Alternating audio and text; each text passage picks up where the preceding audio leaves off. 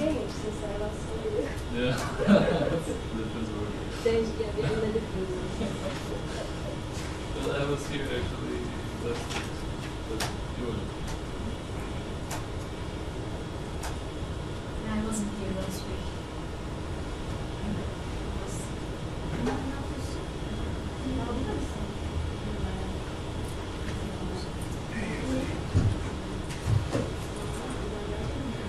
Hey, so good to see you. It's been a little while. Did you talk to Joanna? What? Did you talk to Joanna? No. Hey Tom. You find you fine. That one. So you have a company called Check Dates? Yeah. But later on that we were. Oh. Thanks to Anne Marie. What happened to her? Wasn't she there today? I think she was there. And like she didn't work as a tent. I think it went out all the time. She some breakers and stuff. So she was there this morning. I believe she was. No, she wasn't. Oh, really? Yeah, she told me Saturday. No.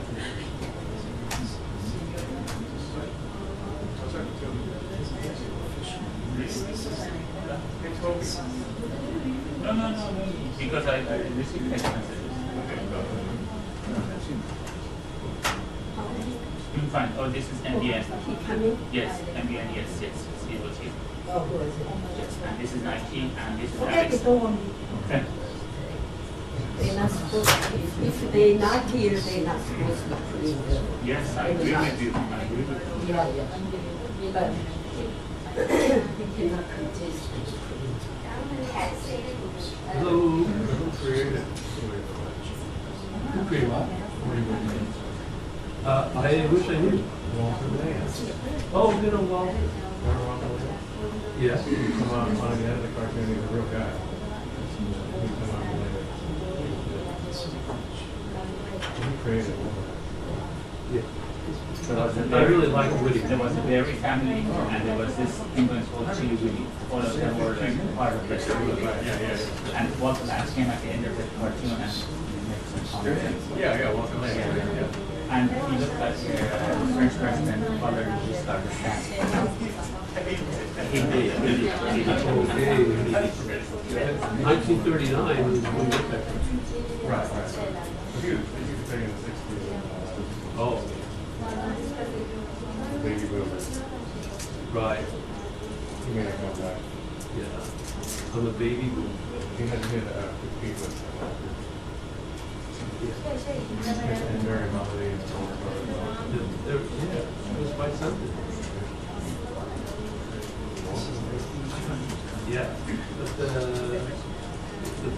funny guy that for Donald Duck and that's no Blanc. Yeah. He was the most stupid.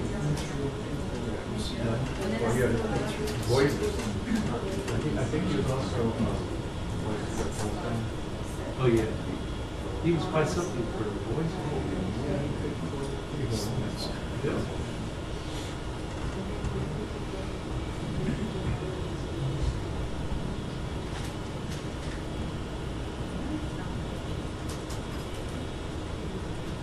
A great 6-year program. In the studio, 4 people. Now later, 4 people talking on the microphone. And one of the voices.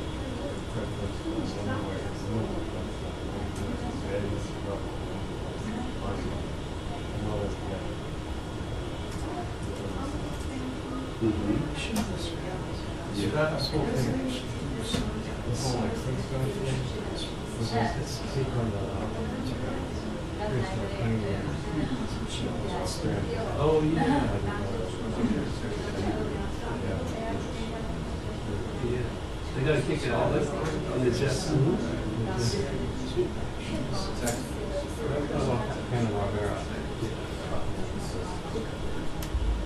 I watch too much TV.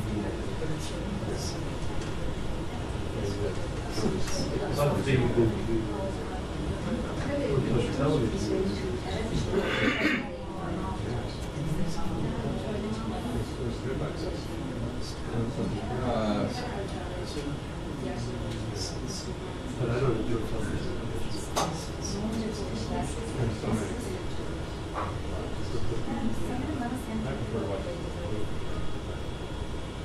great old movie.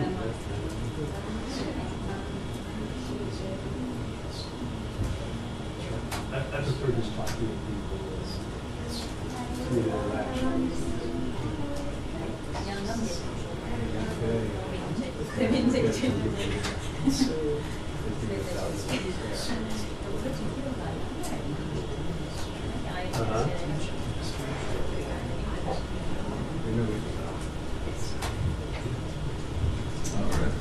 And then you figure Mickey Mouse screen film that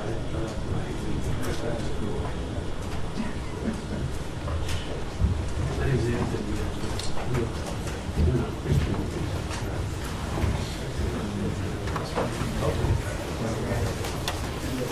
Hey, thank you. How you doing?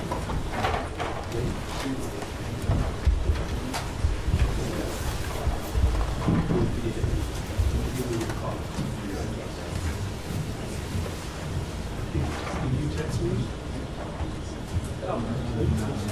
Hi, how are you? How are you? Yes, and next time, when the camera is rolling, please don't walk in front of the camera. Yes, yes. Because my camera is set up and you walk. Please don't. There? And then just like 40 minutes. Really? It's behind. You walk in front of the camera. No, actually, he showed me. Okay. That's funny. Walk, not the only camera. No, he showed me. No, it will be to go under it. You just walk. I mean, like, you know, like, See you were rolling.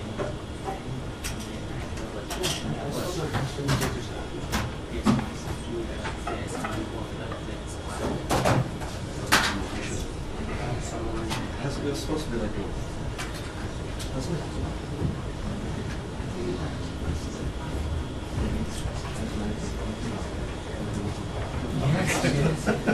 But want to reduce, yes.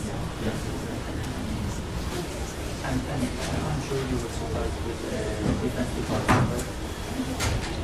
Because it feels like a company. Oh yes. Well, you did that. Will not get too That doesn't study me there. Doesn't study. Yes, It's going to be a lot different in the press room in January. But in January, what are you gonna do, Mr. Harper? Thank you.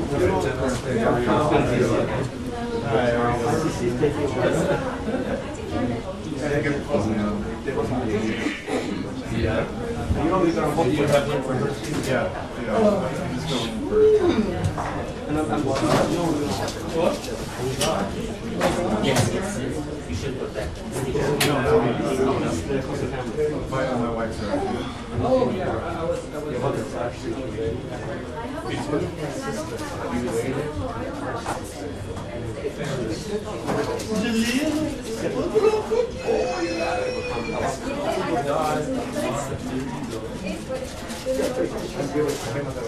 No, I don't need to cook.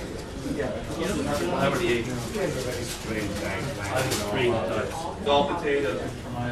But if you can dig. I got the same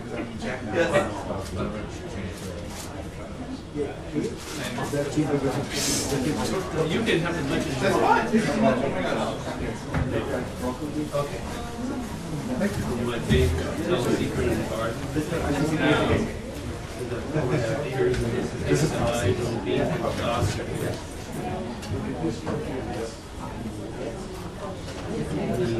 Beans.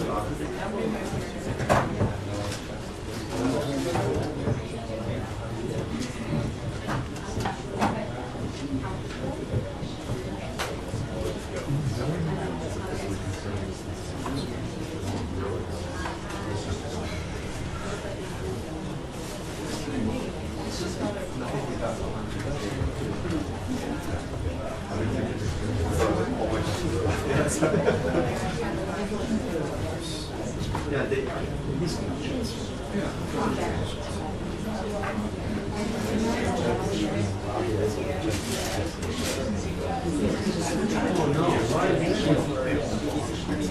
That'll be. So they're at first. We're in a code.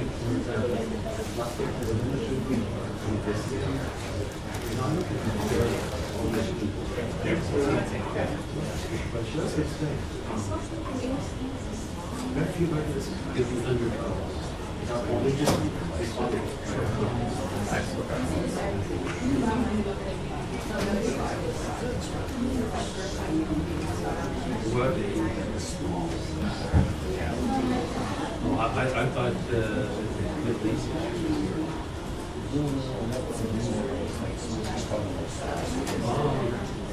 It's like you can't get enough of that. They need to clean up that. Environmental protection.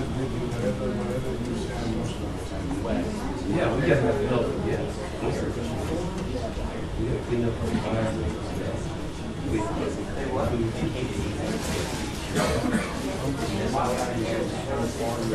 I like RJ Junior for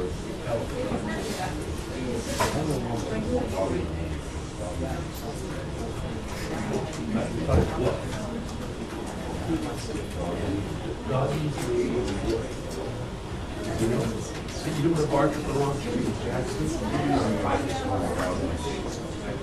What dog? What are you talking about? Isn't it Doge? It's Doge. It's French. Not doggy, it's Doge. I think it's good, but the thing is, entitlement reform is the main driver of that. I mean, you want to cut all whistle, anybody else have an entitlement? Doge, like Dogecoin should do.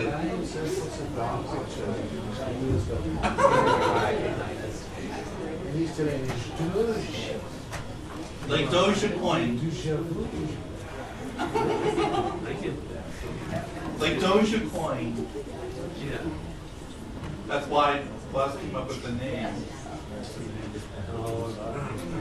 Very clever. Yeah, you know, get smart people that are. The party of smartness. It's a little party.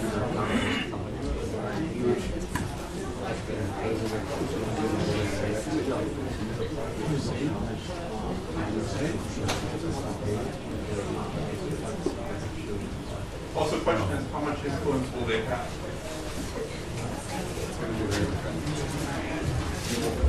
And will the agencies actually take down the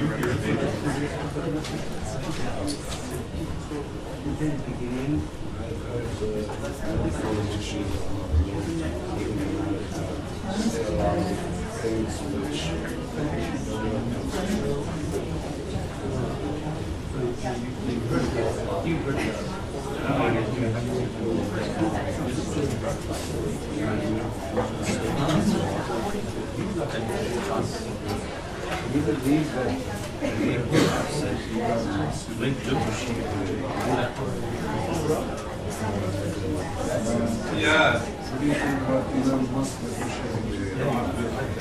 I think that's bad. Elon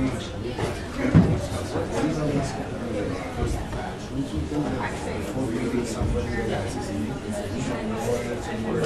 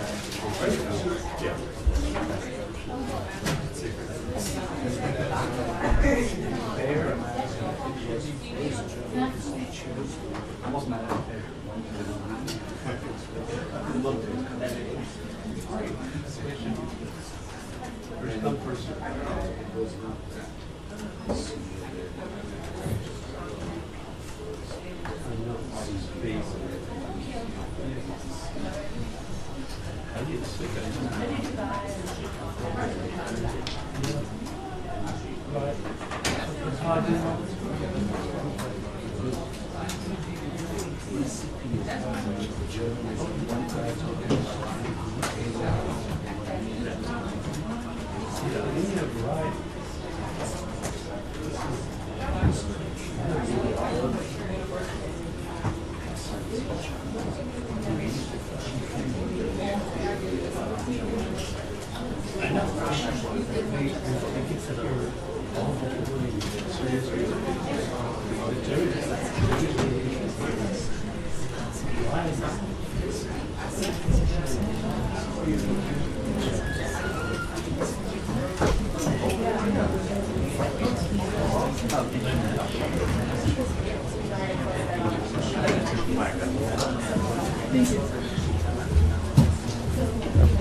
this a little. Afternoon. Happy Monday, everyone. Let's get started. The United States is today imposing sanctions on Amana, the largest organization involved in settlement and illegal outpost development in the West Bank, as well as its subsidiary Binyane Bar Amana. Amana is a key part of the Israeli extremist settler movement. It maintains ties to a number of individuals previously sanctioned by the U.S. government, and it has helped establish dozens of illegal settler outposts and directly engaged in the dispossession of private land owned by Palestinians. In addition, we are imposing sanctions on Eyal Hari Yehuda Company, its owner Itamar Yehuda Levy, Shabtai Koshlevsky, the vice president of Hasamor Yosh, and violent extremist Zohar Sabak. The actions of these individuals and this company have contributed both directly and indirectly to the rise of violence in the West Bank. The United States remains committed to fighting increasing extremist settler violence. Over the past 10 months, we have sanctioned 33 entities and individuals, including today's actions, for their activities in the West Bank. These sanctions have targeted an ever-broadening array of actors, from individuals to organizations, for their roles in the escalating violence and instability. There is no justification for extremist violence against civilians, period. We are committed to working with Israel and the Palestinian Authority to de-escalate violence in the West Bank, which has cost the lives of too many Israeli and Palestinian civilians. The President and the Secretary have repeatedly stressed with their Israeli counterparts that Israel must do more to stop violence against civilians in the West Bank and hold accountable those responsible for it. But as we have also made clear, in the absence of such actions by the government of Israel, we will continue to take our own steps to hold those responsible for violent extremism accountable. And with that, Matt, congratulations on the Bills' victory yesterday. Thank you. Big one. It was yes, it was big. Yeah. And it was good. Yeah.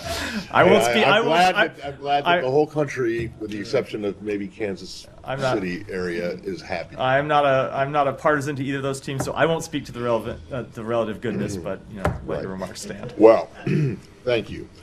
Before we get back to the what I'm sure will be a lot of questions about the Middle East, I just wanted to ask you quickly about transition.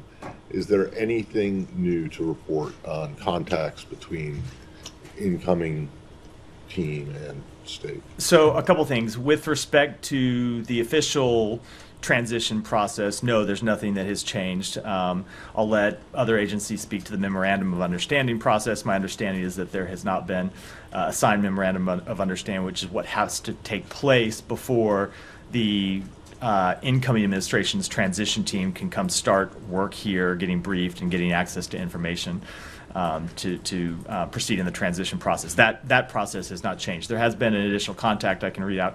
The Secretary phoned Secretary-designate Marco Rubio yesterday to offer his congratulations on his appointment and to pledge to him, as we have said publicly, that we will do everything within our power to make it a successful transition.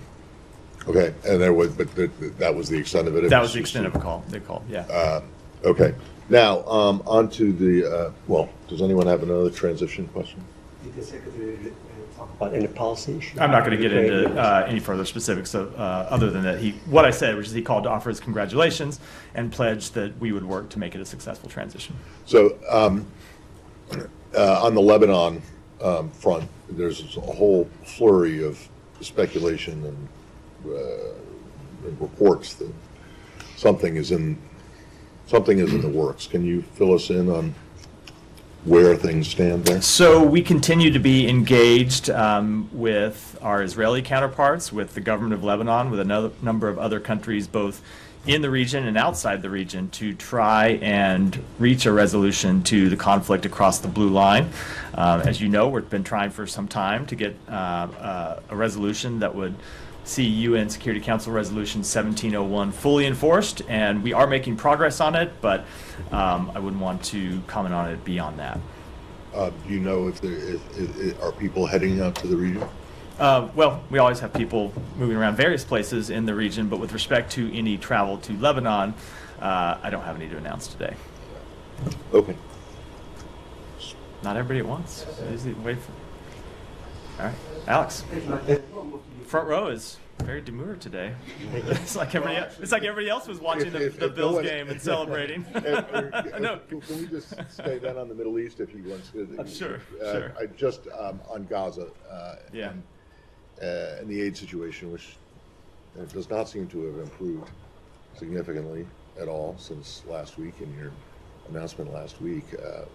What's the latest on that?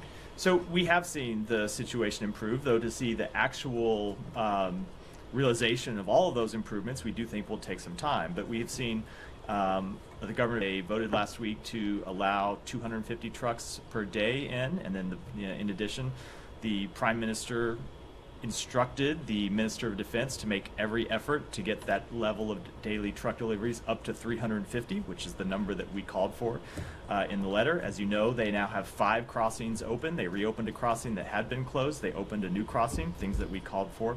They restarted the Jordan Air Force's corridor, something that we had called for. They've removed 30 items from the dual-use restricted list, something that we had called for in the letter on behalf of a number of humanitarian organizations that had been calling for those steps to be taken. They restored deliveries to the north. They expanded the Mawasi humanitarian zone by 25%, something that we had called for in the letter. They are implementing the UN's plan to prepare for winter, which includes things like repairing roads, facilitating the entry of winter-specific aid, vaccinations for winter-specific diseases. And so we have seen them take a number of steps, some of which have been public, some of which they have communicated to us, and I'm making public now. And it will take some time to see whether those actually translate to what they're supposed to translate to, which is more humanitarian assistance making it into Gaza, and then more humanitarian assistance making it to the actual people inside Gaza that need to get it. And that's what we're committed to seeing take place over the coming weeks. Yeah. Just, I guess this is related to sort of transition. Do you have any comment on reporting about Elon Musk meeting with the Iranian ambassador last week, I believe Monday? I don't. Okay. I don't. Going back to Lebanon, Matt, can you say whether there have been any gaps that have narrowed in the negotiations over a diplomatic resolution here?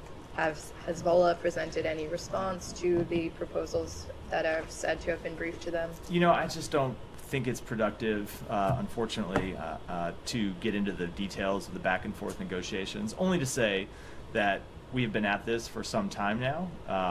We have been sharing proposals, both with the government of Lebanon and the government of Israel. Both sides have reacted to the proposals that we have put forward. There has been an exchange of different ideas for how to see what we believe is in everyone's interest, which is the full implementation of UN Security Council Resolution 1701.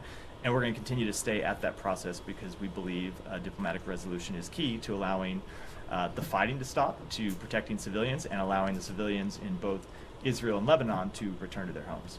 In past weeks, there has been optimism around the discussions to varying degrees. Are you able to give us a characterization of where that stands now? Are you optimistic that something can come together in the coming days? I am not going to make a characterization, which shouldn't read anything into, other than that to say we are committed to trying to get these negotiations over the finish line. We believe it is in the government of Israel to get them over the finish line. We believe it is in the interests of the government of Lebanon to get them over the finish line. I'm not going to characterize the chances other than to say when you have a resolution in the interest of all the relevant parties, we ought to be able to get to an agreement, and that's what we're going to try to do. And then switching to Doha and the calls for Hamas to be booted out of the country, where does things stand there? Are there still Hamas officials in Qatar? If not, where are they now? And what's the latest? I will let the various relevant governments speak to where they are. I know the government of Qatar has spoken to this to some extent. I've seen the reports that some of the leadership of Hamas who had been in Doha have now moved to Turkey. I'm not in a position to dispute those reports. What I would say on behalf of the United States is that we don't believe the leaders of a vicious terrorist organization should be living comfortably anywhere. And that certainly includes in a major city of one of our key allies and partners. Remember that Hamas is a brutal terrorist organization that has murdered a number of Americans, continues to hold to this day 7 American citizens hostage, and of course, that's not even to speak of the citizens of other countries that it has murdered and that is held hostage. So to the extent that members of Hamas are in Turkey or in any country, look, a number of these individuals are under U.S. indictment, have been under U.S. indictment for some time, and we believe that they should be turned over to the United States. If they are in Turkey and aren't turned over or expelled or what have you, whatever asks may be made, what kind of consequences would there be for Turkey, who's a NATO ally? I don't want to get ahead of things here. We've just seen the reporting in the last few days that they have moved to Turkey. But of course, we will make clear to the government of Turkey, as we have made clear to every country in the world, that there can be no more business as usual with Hamas. Go ahead, Hiba. Off on the questions regarding Lebanon and the negotiations. You used to say, for example, when it comes to Hamas and Israel, the onus is on Hamas or on Israel. When it comes to Lebanon, where's the problem? Here or here? Lebanon, Hezbollah, or Israel? So both the government of Israel and the government of Lebanon need to agree to an ultimate resolution, a diplomatic resolution. Obviously, that requires to both of them agreeing to the various proposals that we have put forward. And you can imagine, as is always the case in this kind of diplomatic engagement, there are things that each side wants and things that each side objects to. And what we try to do is to work through that and get to a resolution that both parties can agree to. But ultimately, the onus is on both of those countries. And when it comes to to the internal politics in Lebanon, you've been trying to have a kind of political solution for the presidential elections and many things in Lebanon. Any update on these efforts? No, look, we continue to want to see the Lebanese parliament elect a new president. We have been pushing for that since before the outbreak of violence in the past few months. We've been pushing for that since before October 7th, and we're continuing to push for it, but I don't have any update to offer. There are some talks that there are regional partners pushing for a role to Bashar al-Assad within Lebanon. Are you on the same page, or do you accept such a proposal to start with? I don't know what proposal that refers to specifically, and I wouldn't want to comment on it here today. So let me just try to stay in the region first. Michelle, go ahead. Matt, do you support Israeli right to intervene in Lebanon militarily in the future in case the Lebanese armed forces or the UNIFIL don't move against Hezbollah, especially in the south? Yeah, so I don't want to speak to that specifically. I know there have been reports about various things that may or may not be under negotiation. So sometimes when I comment on even general questions like that here, they're interpreted as me weighing in on the specifics of negotiations. I will, of course, say that every country in the world has the right to defend itself against terrorist attacks. That includes Israel, includes other countries as well. And I think I'll leave it at that. And will you give Israel guarantees in this regard? I'm just not going to speak to the underlying diplomatic negotiations. And is there only one draft that you are working on, or 2 drafts? Only one. I think I'm going to have to apply my previous answer, which is I'm not going to talk to the specifics of the negotiations. Ultimately, we're looking to a proposal that can be agreed to by both countries. And do you know if Folkstein is going today to Lebanon, or? I would refer you to the White House for that. Almost hasn't worked here for more than a year now, but I direct you to NSC to speak to his travel schedule. Thank you. Go ahead. Yeah. Over the weekend, Haaretz reported on Israel's crackdown on foreign activists in the occupied West Bank, stating that at least 16 foreign activists, many of them our Americans, have been expelled from Israel since last October after being detained in the West Bank. Have you seen these reports, and do you have any reaction? Do you believe that Israel is deliberately targeting foreign activists? Yeah, we have seen the reports, and we are currently gathering more information about them. I don't have any specific information to speak to, and so don't have any comment on them, but would say in general, we support the rule of law and due process, and will continue to advocate for these principles, especially when they pertain to the treatment of U.S. citizens. And one more on this, activists being targeted. Turkish American activist Ayşenur Egi was also killed by Israel in the West Bank 69 days ago, and there has been no accountability to this day. Eyewitnesses say she was deliberately targeted by Israeli forces. The last time I raised this issue at the briefing, you told me that you were pressing Israel for answers. Have you received any answers? Do you have any update? No, I don't have an update. That continues to be the case. We have been in contact with the government of Israel, including very recently about this case, to make clear that we wanted to hear from them exactly what happened. As you know, the Secretary has said that it is unacceptable that anyone should be shot and killed just for attending a peaceful protest. And we continue to press the government of Israel to conduct its investigation and to brief us on the results of that investigation. But I don't have an outcome to read out as of yet. Are there any steps that the State Department plans to take regarding this instead of, waiting for answers? So we want to see the end of the investigation before we speak to that, which does not mean that it is an open-ended timeline, right? There's a point at which are we talking about weeks, months, or years? I'm not going to speak to it publicly. We're in conversation with the government of Israel about it. But we want to see the investigation be thorough, and then when we see the results, we'll of course be willing to speak to them at that time, as well as any additional steps that may or may not be warranted. Yeah, thank you, Matt. On the U.S.-Iraqi discussion over the security relations in the future, you were scheduled to have a meeting in Baghdad before the end of this administration. But an Iraqi diplomat told me that the Iraqi government has requested the State Department to postpone the meeting to next year and changing the venue from Baghdad to Washington, D.C. Have you received such a request? And what updates do you have for me about your discussions with Iraq over security relations? I'm going to have to take that question and get back to you. I'm just not tracking the details of either timing or location for that meeting. And another question related to this, I'm not sure if you have anything from it.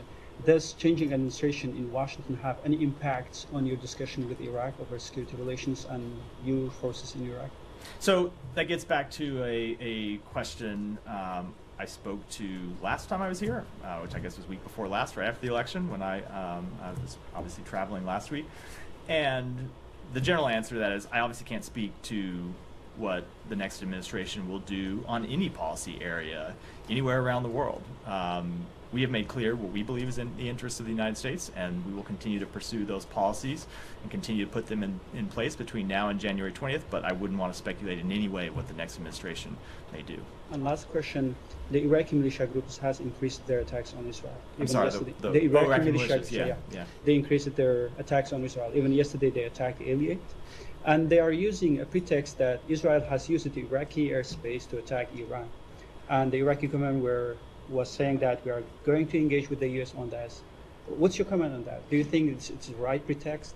We clearly do not. We have engaged with the government of Iraq on this very question to make clear to them that the government of Iraq should not allow the territory of Iraq to be used to launch terrorist attacks against anybody. And it is not in Iraq's interest to be pulled into a regional conflict. And so the government of Iraq should take all appropriate steps to prevent these terrorist organizations from launching such attacks. Staying in the region. I wanted to move to Russia. I should. Let me just. I will come to you, Nick. Let me just make sure anyone else has anything else in the region. Go ahead, and then I'll come back to you next time. Thank you, Matt. According to Israel Behind the News report, UNRWA schools in Bethlehem are reopened, and UNRWA is actively participating in the war against Israel. My question to you is, will the U.S. therefore demand on arms and ammunition inspection of UNRWA schools and medical clinics, and a follow-up. So I don't know what report you're referring to, but we do not believe that UNRWA is engaged in active war against the state of Israel. Okay. Let me just finish. UNRWA exists to provide humanitarian services to the Palestinian people. We believe it's important work that they play. Now, we take very seriously the allegations that there were UNRWA employees who were involved in the terrorist acts of October 7th, and made clear that that's absolutely unacceptable. And those employees must be held accountable for those actions, but that's different than painting with a broad brush the entire organization. Again, another issue, in light of the U.S. UNRWA Accord, which conditions USA to UNRWA on the removal of incitement in texts and murals from UNRWA, will the U.S. demand that murals and texts which glorify murder of Jews be removed from UNRWA refugee camps in Bethlehem? I don't know exactly what specific report you're referring to, so I'm not going to comment on it. Simon, go ahead. What can you tell us about what the current policy is on whether Ukraine can launch long-range missile strikes into Russia using U.S. missiles? I don't have any policy updates to speak to today. As you know, since even before Russia launched its full-scale invasion, the United States has marshaled a coalition of more than 50 countries to provide assistance to Ukraine and to hold Russia accountable for its actions. We have made clear that we will always adapt and adjust the capabilities that we provide to Ukraine when it's appropriate to do so, and you have seen us back that up with steps that we have taken over the past several years, but I don't have any new policy developments to speak to today. Obviously, this is already being reported that there is a change of policy, and the Kremlin has responded saying this is a major escalation from the U.S. Do you have you're not confirming the policy change, yeah. but given that this is already information out there that Russians are responding to, what's your take on them accusing you of escalating this conflict? Yeah, so again, I know this goes without saying, but let me say it anyway. I'm not going to speak to or confirm any policy changes. But when you look at escalation of this conflict, it has been Russia that has escalated the conflict time and time again. And that includes just in the recent month when Russia recruited the deployment of more than 11,000 North Korean soldiers who are now on the front lines in Kursk, engaging in combat operations against the Ukrainian military. That is a major escalation by Russia, bringing in an Asian military to a conflict inside Europe. And as we said, as the Secretary said, our response to that would be firm. And the supporters of Ukraine's response to that needed to be firm. And we will continue to do what is appropriate to hold Russia accountable for its actions, including its escalatory actions, and to hold North Korea accountable for its escalatory actions. The Russians say that they can just deploy whoever they like to Kursk because it's inside their own country. What's the kind of principle here that a country can't bring in other troops to defend? So the first principle that we need to remember, of course, and I know you haven't forgotten this, but for everyone else, is that it is Russia that started this war by invading the sovereign territory of its neighbor. Russia that invaded Ukraine supported proxy war in 2014, and then that launched a full-scale invasion of Ukraine in 2022. And so if Russia wanted to stop the attacks on its territory, it's the aggressor here. And it could withdraw from Ukraine. It could stop targeting Ukrainian civilians. It could stop targeting Ukrainian civilian infrastructure. It could stop occupying Ukrainian territory. So it matters very much who is the aggressor in this conflict and who is the victim.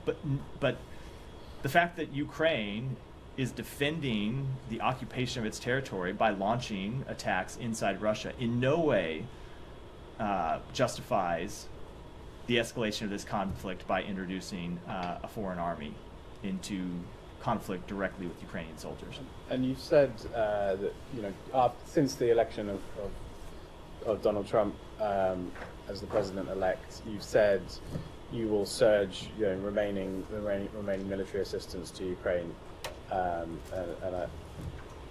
With I guess the idea of strengthening the Ukrainians, from the sort of comments from Russia, sort of saying, well, this is an outgoing administration and they are acting irresponsibly by further escalating a conflict. I know you're not confirming this particular act, but you have talked about rushing support for Ukraine and giving the Ukrainians as much as possible. Is there a danger that you are fueling the fire of a conflict that your successor may have a different view on? The American people elected Joe Biden to a 4-year term, not to a term of 3 years and 10 months. And we will use every day of our term to pursue the foreign policy interests that we believe are on behalf, that we believe are in the interests of the American people. If the incoming administration wants to take a different view, that is of course their right to do so, and I expect in many cases they will do so. But it is our duty to fulfill the mandate that the American people gave to President Biden, and we will continue to do that. And I would add that when you look at the position of the American public on support for Ukraine, there's been overwhelming support among the American people, and there's been overwhelming support in Congress for providing this aid to Ukraine. So we're going to continue to provide it and get all of it out the door before we leave office. Yeah, Janet, go ahead. Russia and North Korea. Russian Kremlin stated that even after the war between Russia and Ukraine ends, North Korean troops will remain stationed in Russia. What are your concerns about the integration of North Korean troops into Russian units? We continue to be greatly concerned about the security relationship between North Korea and Russia.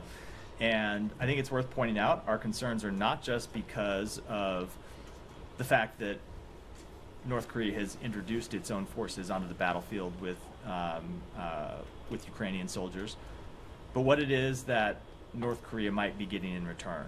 It seems very hard to believe that they sent 11,000 soldiers to fight in Russia, potentially die in combat against the Ukrainian military, without getting something in return.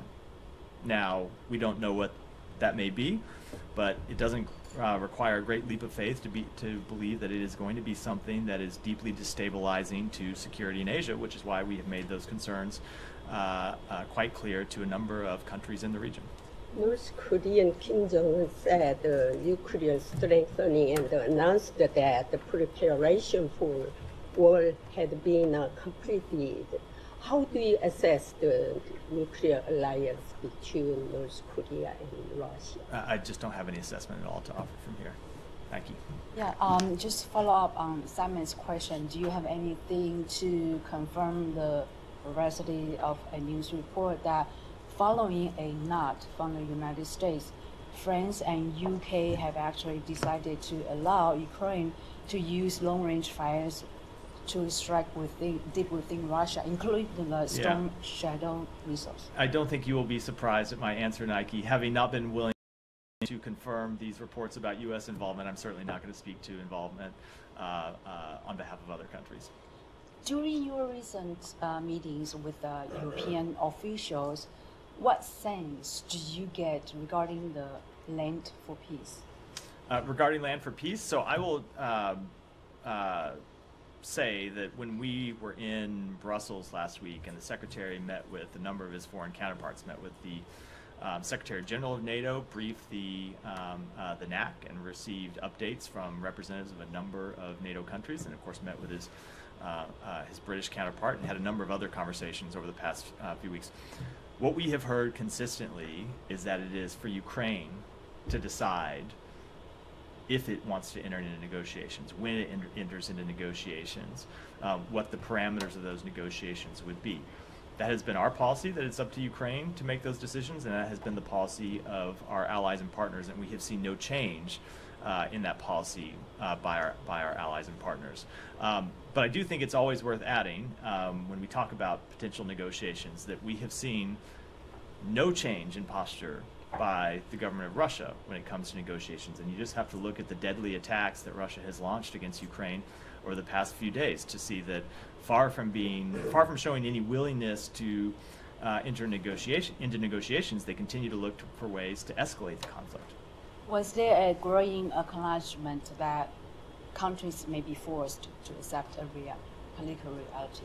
So I'm just not going to speak to private discussions among our allies, but in every conversation that we have had over the past weeks, we've heard the same thing that we have heard over the past few months, which is that it's up to Ukraine to decide Ukraine's future, and that no other country can or should dictate that to them. And if I may ask a transitional Sure. question, sorry about that. China House, how do you assess the future of the operation of China House, given a State Department structure is expected? Yeah, so again, I'm a little loath to predict the future under the incoming administration. I will speak on behalf of this administration and say that we have seen the work of China House to be absolutely instrumental to the policies we have pursued to manage our competition with China appropriately, and to rally our allies and partners to the threat that China poses in many cases. And we think that work is important, and we're going to continue that work. But as to what changes the incoming administration will make, I obviously can't speak to those. Thanks. Yeah. Regarding Ukraine aid more broadly, of all the aid packages that have been sent so far, such as the $425 million announced on November 1st, how much is yet to be dispersed, and is the expectation that that'll all be dispersed by January 20th when the new administration? So when it comes to the provision of security aid and how much is left in stock, I'd refer you to the Pentagon to speak to that question. I know that they have spoken to that at various times in their daily briefings. I have a number in my memory, but I'm afraid if I try to pull it down, I'm going to get it wrong. So I'd refer you to them to speak to how much of that appropriated security assistance is remaining. But when it comes to that security assistance, we are committed to getting all of it out the door before January 20th. And just as a follow-on, as you said, the Biden administration have 2 months and 2 days left. How typical or atypical would it be for an administration to take such a significant foreign policy decision in its last stretch? So I don't know which specific decision you were speaking to. The appropriated money was provided by the so let me just say, with respect to the money, it was appropriated by the United States Congress, and it was appropriated for a reason, to make sure that it's delivered to the government of Ukraine, and that's why we are carrying out the policy. We intend to faithfully carry out that duty. When it comes to any potential policy changes, as I said, the president was elected to a 4-year term, and the American people expect him to govern for a 4-year term, and the American people expect him to make the decisions that he believes are appropriate.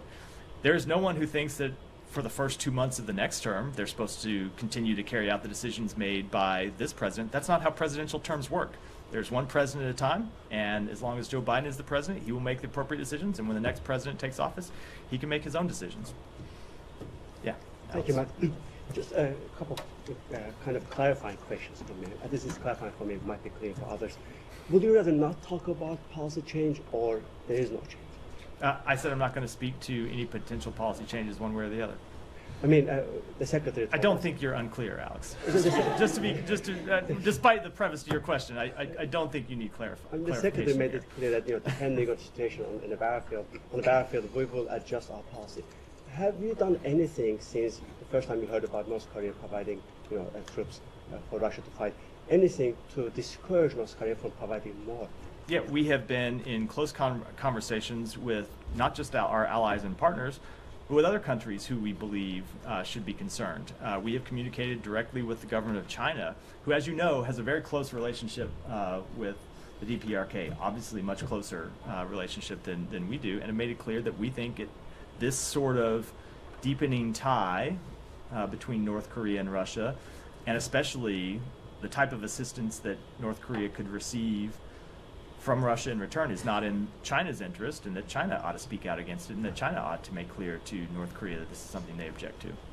And these are the statements, but there was no action. We have taken a number of steps, and if you look at the diplomatic engagements that we have pursued, Alex, I could point you to, well, oftentimes I can't speak to them publicly, but there have been a number of times over the past few months when our diplomatic engagements with allies and partners or other countries have led to them to intervene and potentially ward off a dangerous escalation.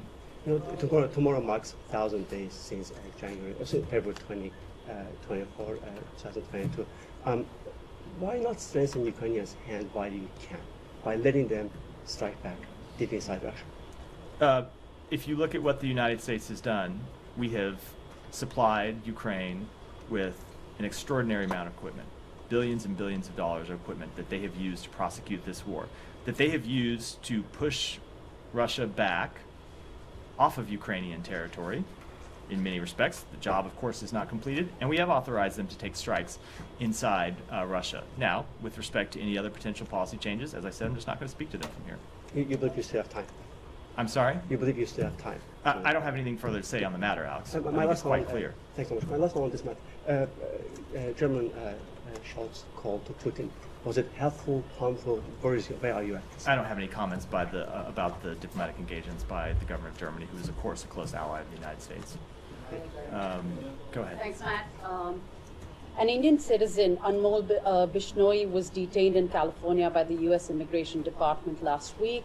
Media reports suggest that FBI officials and Indian security officials have discussed the possibility of deporting him. Wondering if you have anything to add on this report or, verify this report. No, the only thing I would add to it is that it would be appropriate, if anyone is going to comment on such a report, it would be the Department of Homeland Security and the FBI, not the State Department.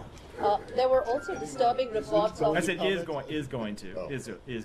They may, and I prefaced it that way because they may decline to comment, but I certainly am not going to comment on something that falls within their jurisdiction. Right. There were also disturbing reports of mob violence when a political gathering of Awami League in Bangladesh was attacked for peaceful protests, public attacks on women, minorities attacks, journalists jailed, and press access cancelled. Critics of the interim government suggest that the 15th August students' monsoon revolution is taking the country back to the conditions from where it all started. We heard Vedant condemning it here from the podium. But have you had any engagements with the Bangladeshi interim government on this particular issue? I'm not going to speak to private diplomatic engagements from here, but we have made clear to the government of Bangladesh, as we make clear to countries all around the world, that we support the right to peaceful protest and that in no way should any government engage in violent crackdowns on peaceful protests. One last one. Yeah. Bangladesh Attorney General pushed for change in the constitution to remove the word secular from the constitution amid growing attacks on religious minorities. Wondering if you have anything to add. I'll take that back and see if we have anything to say about it. Go ahead. So Secretary Blinken last week pledged a firm response to the North Korean troops in fighting in the war. So if there's no change in policy, should we expect any more response to that, and when? You should expect us to deliver on the Secretary's words, and I'll leave it at that. And going back to the Scholz call, did the Germans consult with you before, or did they read out the call afterwards? I'm not going to speak to private diplomatic conversations, but we are always in close contact with our German allies. Yeah, go ahead.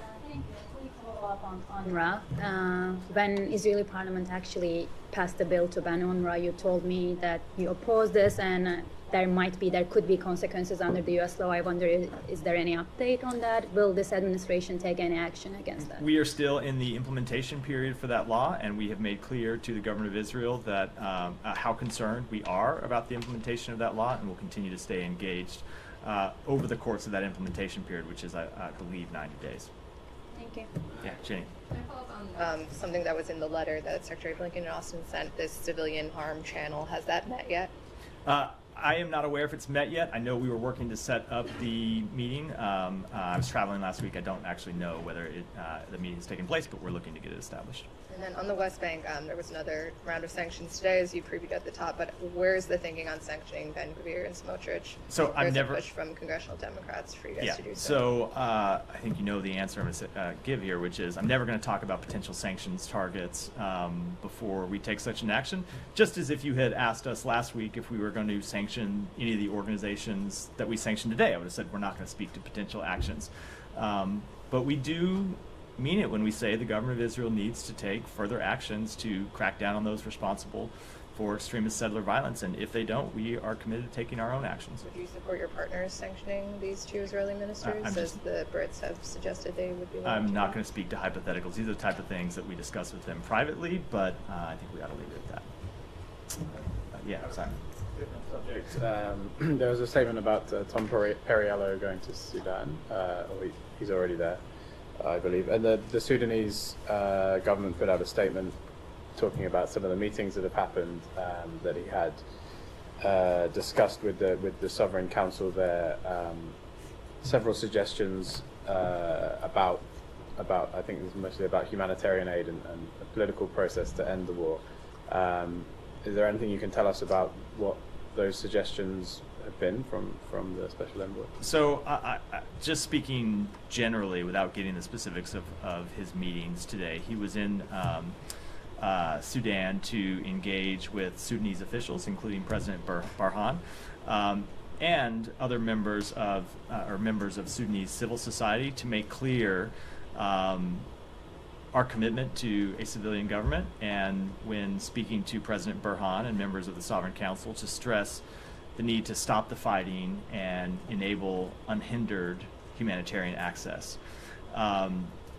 So when he met with Sudanese civil society members, he talked about the humanitarian work across ethnic lines to provide emergency assistance to vulnerable communities and internally displaced persons, including women.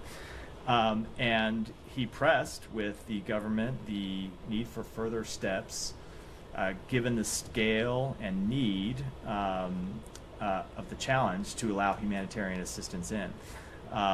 This conflict continues to not get the attention I think it merits from the world, given the scale of the suffering, given the scale of the death, given the humanitarian assistance problem.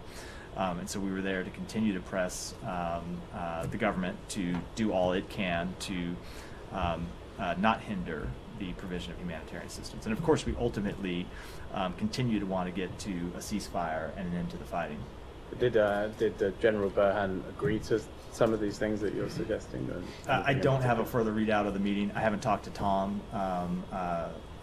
since the end of those meetings, which were just today. So I don't have a specific readout to what the general might have said.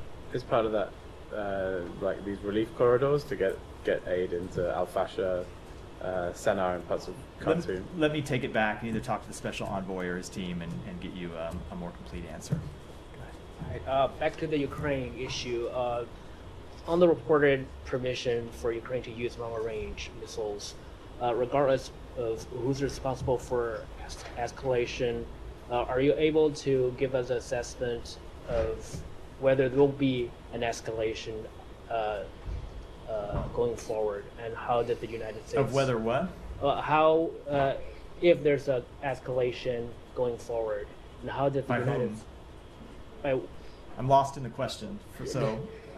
Yes. Can you give us an estimation as to if there will be an escalation, how will the United States cope with the situation? You mean like if there's a further escalation Yes, by on the Russia? battleground. No, I wouldn't want to preview how we might respond to a hypothetical situation. Is there any sort of interaction between the Secretary and his Russian counterpart at the G20? No. Matthew, good afternoon. Yeah. The Vatican Secretary of State Cardinal Pietro Parolin said, quote, on discussing the Ukraine war, quote, "This war risks dragging us into a nuclear confrontation, a descent into the abyss." You just said that. What's the State Department's reaction to that statement by the Cardinal?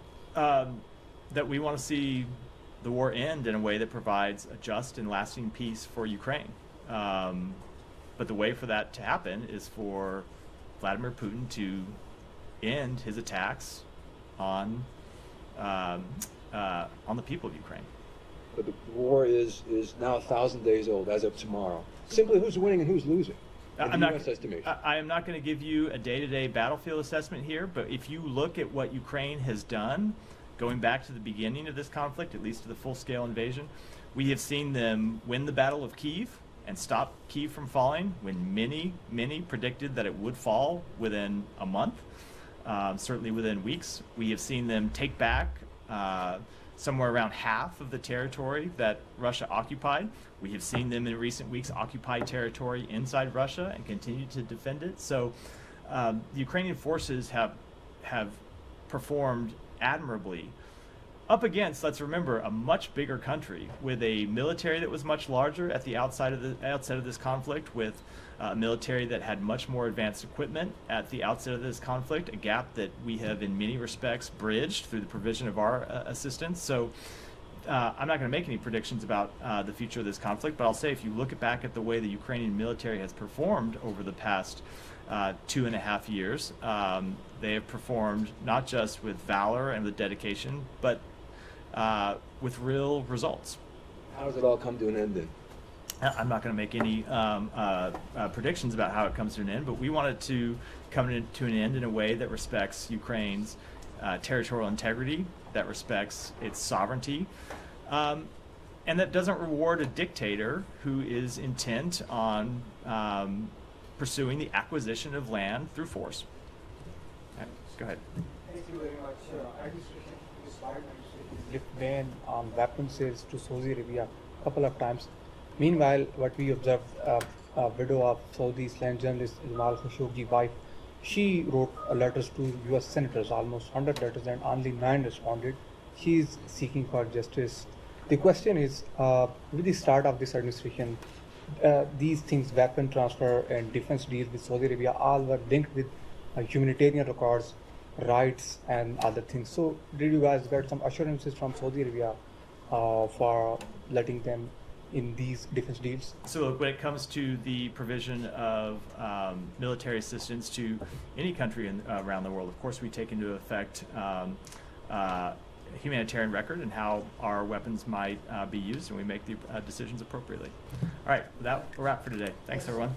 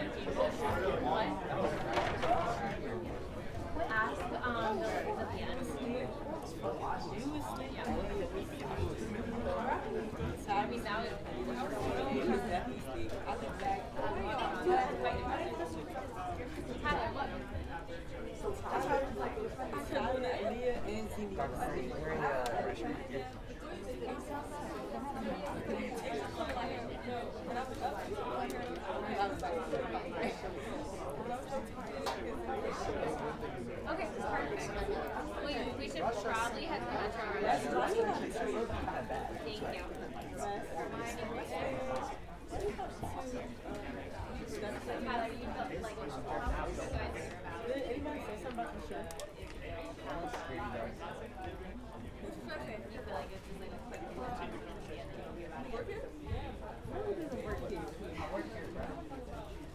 When do we get to flick up with him? You talking about early? No, I don't actually. My dad would get to like flick up with him. He's working from home today. That's his office for the transition. Wait,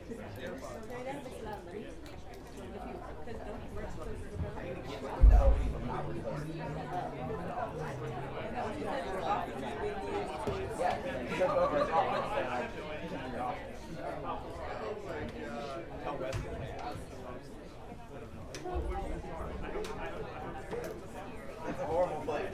Who's the guy that came up with that? Hey Kevin, it's a thing. That's a wrap on stage.